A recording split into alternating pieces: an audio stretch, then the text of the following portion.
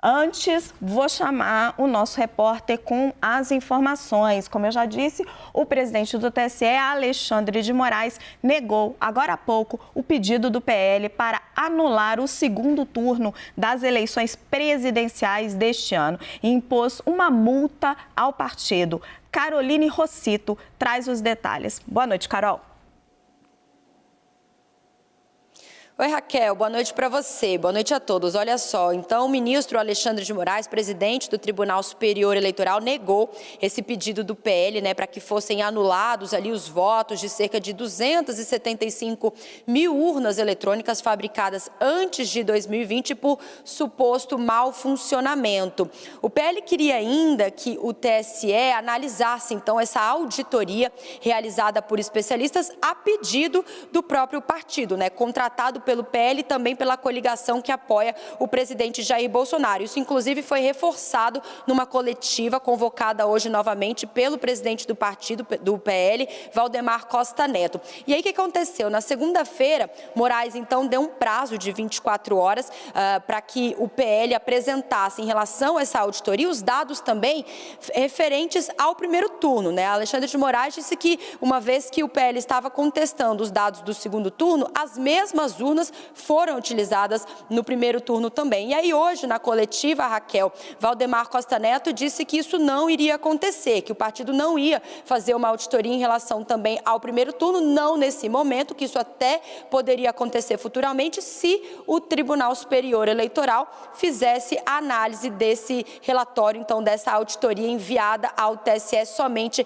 em relação ao segundo turno. E agora há pouco a gente viu então uma nova decisão do ministro Alexandre de Moraes negando o pedido do partido, também bloqueando o fundo partidário do PL, aplicando ali uma multa no valor de 22 milhões de reais. Em nota, o PL se manifestou agora também, dizendo que vai analisar essa decisão do TSE e que apenas estava cumprindo uma decisão do artigo 51, que obriga as legendas a realizar uma fiscalização do processo eleitoral. Então, a gente acompanha os desdobramentos a partir de agora, depois da nova decisão dada pelo ministro Alexandre de Moraes. Eu volto com você. Boa noite, Carol, para você aí em Brasília. E voltamos direto para a nossa análise. Doutor Luiz Fernando, começo pelo senhor. Uma decisão dura, está indeferindo o pedido, condenando por litigação de má-fé, aplicando uma multa. O episódio exige isso, esse tipo de conduta, ou está exagerado? Não, eu não acho que há exagero nenhum. Exagero tem na petição do PL, que, na verdade, levantou questionamentos em relação ao resultado da eleição a partir do nada. Uma explicação de 2 minutos do ponto de vista técnico desmonta a petição do Partido Liberal. E a legislação eleitoral não aceita que o processo de votação e totalização sejam atacados a partir de fatos sabidamente inverídicos. E os fatos alegados na petição do PL eram, do ponto de vista técnico, sabidamente inverídicos. Então o ministro Alexandre reagiu como deveria reagir. É muito ruim para a democracia que o resultado eleitoral fique sob suspeita a partir de uma narrativa completamente desconectada com a realidade. Professor Caio, o professor está dizendo que não tem exagero nenhum na decisão do Alexandre de Moraes. E aí jogo para você, acho que a pergunta mais difícil dessa roda. Jair Bolsonaro vai se conformar com a derrota? Acho que isso, Raquel, entra dentro de uma estratégia política, eleitoral, de inflamar a base, de jogar para a torcida, e segue muitos passos, né? O Lorival sempre fala disso aqui, do que o Trump fez nos Estados Unidos, né? Ninguém acha no governo, acho que nem o próprio Jair Bolsonaro acha que uma ação como essa vai ter um efeito na prática. A chave já virou, o governo já trabalha, o governo Bolsonaro já trabalha com o prazo de 31 de dezembro, que vai deixar o cargo. As equipes, os ministérios estão trabalhando, até surpreendentemente, né, ao contrário do que muito se falou, estão trabalhando, estão ajudando a equipe do governo eleito, da equipe de transição, já tem um governo eleito negociando com a base do Bolsonaro, enfim, ninguém acredita, nem no bolsonarismo, talvez nesse entorno, esse núcleo duro do entorno do presidente, também pelo menos os ministros que eu falo muito próximos a ele, dizem que a chave virou já. Agora, você tem um ato político, um ato eleitoral, e assim é preciso ser entendido. O que me chama a atenção é o Valdemar topar, porque o Valdemar também é um político clássico, experimentado, tradicional, que é difícil compreender, né? E hoje, quando você quiser interromper, fica à vontade. Não, depois a gente entra tá bem, vamos nessa. com o mais detalhe no Valdemar, mas você disse uma coisa muito interessante. Você falou, o presidente Jair Bolsonaro não esperava nenhuma vitória nisso daí. Então, ele estava fazendo exatamente para o que causou. Para causar uma reação extremada, uma reação dura, não é extremada, dura do ministro Alexandre de Moraes e para causar um tumulto político. E aí eu jogo para o Felipe. Felipe, o que leva as pessoas que estão embarricadas no Mato Grosso a cometerem atos terroristas, a ficarem dias e noites nas portas dos quartéis, em nome de um político que está fazendo essa movimentação e sabe que não vai levar a lugar nenhum? Como entender o que passa na cabeça dessas pessoas e, diante disso, o que esperar dessas ruas e dessas estradas? Boa noite, Raquel. Boa noite a todos. O bolsonarismo ele tem alguns métodos de manipulação de massa e, lamentavelmente, as pessoas não conseguem sequer conceber esse tipo de malícia. O primeiro é você desqualificar e demonizar a imprensa. Isso é expresso pelo Steve Bannon, que se tornou um guru internacional do bolsonarismo, de fraude, aliás, ele entende, porque ele já foi preso por isso, por fraudar ali casos de milhares de doadores, envolvendo muro, construção nos Estados Unidos, etc. Então ele expressou que a oposição real é a mídia e precisamos inundá-los com aquela palavra feia, com M, né, que eu não vou repetir aqui. Então existe esse método para quê? Para se tornar o próprio líder populista a fonte legítima e oficial e única de informação para aquelas pessoas. Então, muitas pessoas, elas demonizam veículos inteiros, a imprensa inteira, e elas vão se informar, entre aspas, com esses políticos, que, obviamente, vão passar as narrativas que são de interesse deles, que são de acordo com a conveniência deles para o momento. No dia 5 de novembro, agora semanas atrás, eu até descrevi um segundo método bolsonarista, que é você criar factoide para cobertar suas culpas, cobrar posicionamentos de todo mundo sobre o factoide, usar o factoide para atacar instituições, aí depois posar de vítima das reações institucionais, defender a liberdade de criar factoides, isso eles não dizem, obviamente, e mobilizar massas de manobra nessa defesa. Agora, já olhei nas redes sociais, os bolsonaristas, previsivelmente, estão nesses itens 4, 5 e 6, posando de vítima da reação, defendendo essa liberdade, mobilizando as massas. Então, eles falam em nome de questionamentos, mas o que aconteceu não é questionamento. É como se você entregasse ali uma ação dizendo que 2 mais 2 igual a 5. Aquilo não faz sentido, aquilo pode ser refutado rapidamente por qualquer técnico. E, no entanto, eles insistem porque eles precisam gerar essa narrativa e porque sabem que a reação institucional também vai ser usada para turbinar a narrativa de perseguição de uma liderança como o Alexandre de Moraes. Então, as pessoas ficam abduzidas dentro dessa bolha, fazendo aquilo que interessa a esse grupo político. Professor, o Felipe coloca o grande nó que temos diante não só do ministro Alexandre de Moraes, mas do TSE todo hoje. Provavelmente vai a plenário, queria a avaliação do senhor, se o senhor acha que vai ser referendado ou não, mas principalmente essa questão, se você tem um líder populista que é a única voz que é legítima e a reação do sistema institucional, ela só referenda o que diz aquele líder populista, como deve agir o TSE? Bom, eu não tenho nenhuma dúvida, em primeiro lugar, que a decisão do ministro Alexandre, monocrática, como deveria ser nesse caso, será referendada pelo Tribunal Superior Eleitoral. Em segundo lugar, a reação deve ser rápida, porque, como disse o Felipe, na verdade, esse movimento feito pelo Partido Liberal é para alimentar uma narrativa que coloca sob suspeição o resultado eleitoral, e isso repercute na bolha bolsonarista, de forma a alimentar os atos antidemocráticos que estão sendo praticados pelo Brasil. É legítimo que se proteste contra o resultado eleitoral, agora você não pode questioná-lo a partir de dados irracionais do ponto de vista técnico, como fez o Partido Liberal. Eu queria chamar a atenção para um detalhe dessa petição, Raquel. O advogado do Bolsonaro na eleição foi o ex-ministro Tarcísio Vieira de Carvalho, ex-ministro do TSE. Essa petição não é assinada pelo Tarcísio. Ou seja, o ministro Tarcísio, o ex-ministro Tarcísio, não colocou a sua digital numa petição que, a rigor, não é juridicamente razoável, é apenas para alimentar essa narrativa. Portanto, isso diz muito sobre a seriedade do movimento. E a reação do ministro Alexandre foi na altura, ou à altura, da irresponsabilidade da petição do Partido Liberal.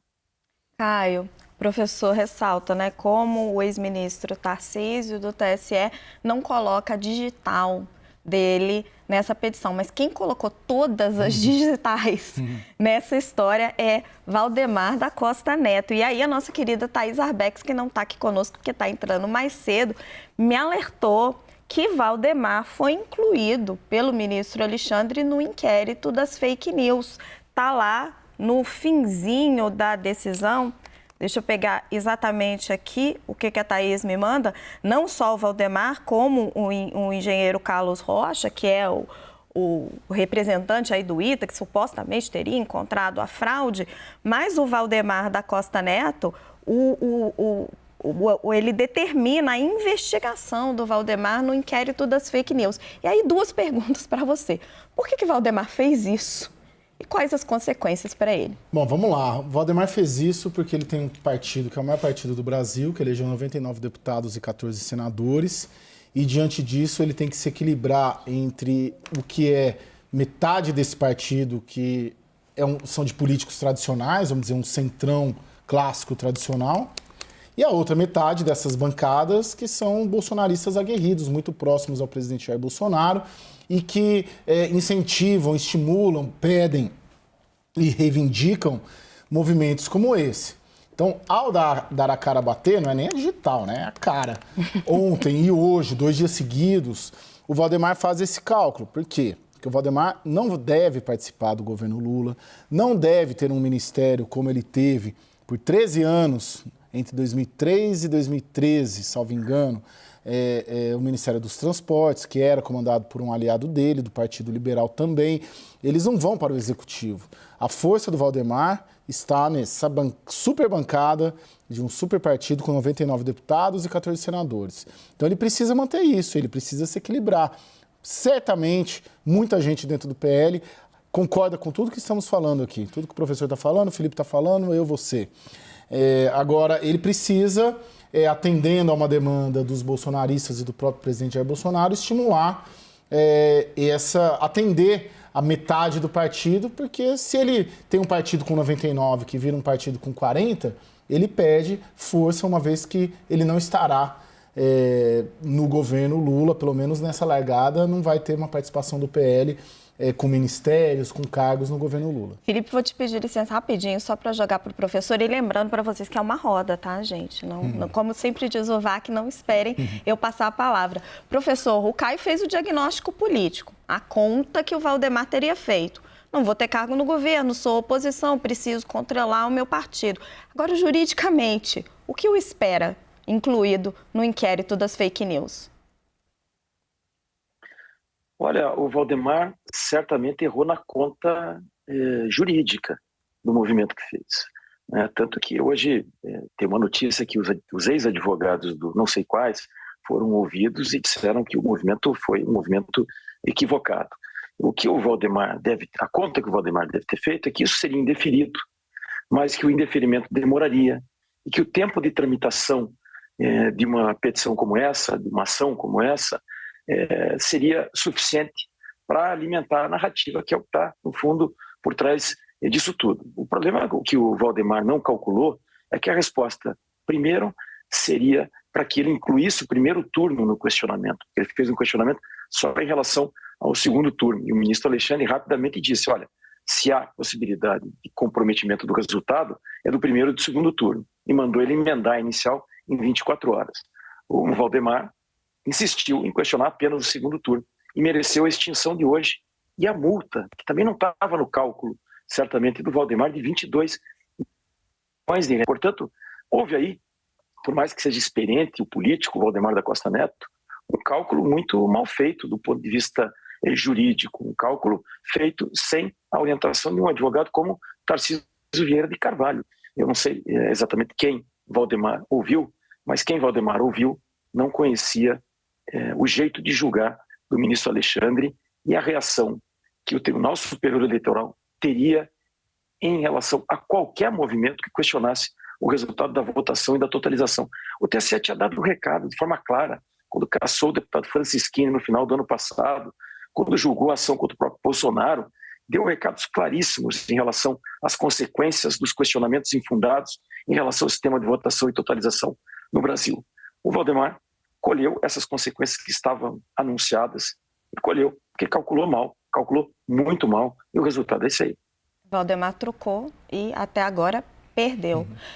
Falamos do Valdemar, falamos de Jair Bolsonaro, vamos falar um pouquinho do Lula, do governo eleito, do Partido dos Trabalhadores, que estava assistindo tudo quietinho até pouco tempo atrás. A presidente do PT, Gleisi Hoffmann, solta um tweet falando: o ministro Alexandre foi pedagógico. Com golpistas, aplica-se a lei, mal se corta pela raiz. A democracia vence e Bolsonaro ficará no lixo da história. Lembrando que Lula já tinha chamado Alexandre de Moraes de herói nacional. Felipe, o PT acerta o tom, porque quando ele faz isso, ele coloca em questão aí, pelo menos não juridicamente, a decisão está perfeita, como diz o professor, mas ele coloca em xeque aí diante dos bolsonaristas a isenção do ministro Alexandre, não? Eu considero absolutamente inapropriado que a Gleisi Hoffmann faça isso. Quer dizer, já tem uma decisão, obviamente. Quem torce para um lado, para o outro nas redes sociais, um vai defender, outro vai zombar. Isso está acontecendo nesse momento. Se você entrar no Twitter, vai ver. Agora, a Gleisi Hoffmann exaltar um ministro de Tribunal Superior, quando dá uma decisão contrária a um adversário político, acaba reforçando, evidentemente, a narrativa política bolsonarista de que há uma perseguição contra os bolsonaristas e há uma grande proteção, uma grande blindagem aos petistas. Aqui a gente analisa caso a caso. Então, a censura por parte do TSE, dos tribunais superiores, na verdade, porque partiu do STF, aquela primeira mais marcante de todas, acontece, em alguns casos, há bastante tempo. Então, teve a reportagem da Cruzoé, onde eu e Caio já trabalhamos, que apontou ali como Marcelo Odebrecht chamava o ministro Dias Toffoli de amigo do meu pai, quer dizer, amigo do Lula, que era amigo do pai dele, Emílio. Essa reportagem foi censurada, foi necessário que o então decano da corte, Celso de Mello, emitisse uma nota dura contra a censura, a favor da liberdade de expressão, para que houvesse um recuo do Alexandre de Moraes e permitisse que a reportagem fosse colocada no ar. Na corrida eleitoral, houve excesso, não resta a menor dúvida, em determinados momentos, e nós apontamos aqui. Teve aquela medida contra que se falasse que o Lula não foi inocentado, o que é uma discussão, inclusive, no meio jurídico, que é sobre a natureza da decisão judicial. É diferente de se falar sobre o status jurídico atual do presidente eleito. Teve a medida contra os empresários bolsonaristas que estavam falando em golpe, mas numa conversa privada, sem uma ação correspondente, num grupo de WhatsApp. Ele promoveu ali uma devassa. Então, a gente analisa caso a caso. E a Gleisi Hoffmann, quando ela exalta o ministro, ela dá mais força, evidentemente, a toda essa narrativa que o bolsonarismo está colocando. Deveria se resguardar nesse momento e deixar que as questões técnicas fizessem o resto. Caio, e aí trazendo também o governo eleito, um pouquinho de mundo real. Tudo isso aí que a gente está discutindo, toda essa fumaça, toda essa confusão, vai ter impacto lá em Brasília no que realmente interessa, que é a PEC do estouro, que é a formação da base parlamentar do presidente eleito Luiz Inácio Lula da Silva? Zero. Eu não apostaria no impacto zero, apostaria no impacto zero. O que pode sinalizar, não nessa negociação da PEC, não na montagem da base, é deixar claro que o PL vai para a oposição, pelo menos na largada. Uma atitude do Valdemar como essa aponta e sinaliza para isso, a despeito de que duvido que muitos parlamentares do PL não votaram com o governo em algumas medidas que eles considerarem que são necessárias, medidas econômicas, um pouco mais direitosas, um pouco mais liberais, enfim. Acho que por aí, sim, vai ter gente do PL votando com o governo em algumas situações. Mas, afora isso, impacto zero. O universo político já virou a chave, você tem dito isso, eu também. A agenda é outra, até para a nossa cobertura política, não se trata mais de... A agenda já virou. O que o Bolsonaro deveria estar fazendo, o PL deveria estar fazendo, é estruturar a oposição, a vida do Bolsonaro a partir do dia 1º de janeiro, vai palestrar, vai rodar o país, é estruturar um partido de oposição clara ao governo eleito. Isso deveria estar sendo feito e não vejo que isso está sendo feito. Não vejo ninguém ali tratar disso. Agora, impacto disso, acho que zero, Raquel, zeríssimo. Nessa dinâmica de Brasília toda, atual. Enquanto isso, a oposição vai perdendo tempo, né? Infelizmente, eu preciso chamar o intervalo, mas antes me despeço do nosso convidado, professor Luiz Fernando Ferreira, advogado, coordenador-geral da Academia Brasileira de Direito Eleitoral e Político. Professor, muitíssimo obrigada pela sua participação no WW. Foi essencial para nós hoje. Muito obrigada mesmo. Agradeço a atenção, Raquel, e o convite.